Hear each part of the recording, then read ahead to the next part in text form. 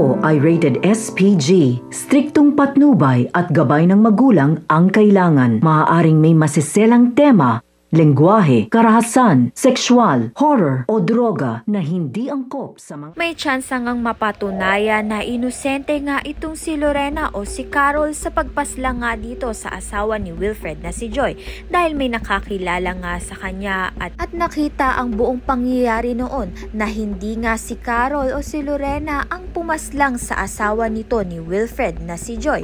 Kaya naman nga't may posibilidad na tumistigo nga ito sa kaso ni Lorena. Sa kabilang banda naman nga gagawa naman nga ng paraan itong si Ronnie sa ikasisira nga nito ni Lorena. Kaya naman nga't magbabayad nga siya ng mga tauhan upang ngang maging testigo kung saan idiin nga itong si Lorena na pumaslang nga dito sa asawa ni Wilfred na si Joy. Samantalang desidido pa rin nga itong si Wilfred na pakasalan nga itong si Lorena sa kabila ng lahat dahil mas matimbang pa rin nga ang pagmamahal ni Wilfred kay Lorena sa kabila nga ng mga kasiraang ginagawa nito ni Ronnie sa kanya. Kaya naman nga't masaya itong si Amber pati na rin nga ang kanyang bunsong kapatid dahil sa wakas ay mabubuo na nga ang kanilang pamilya.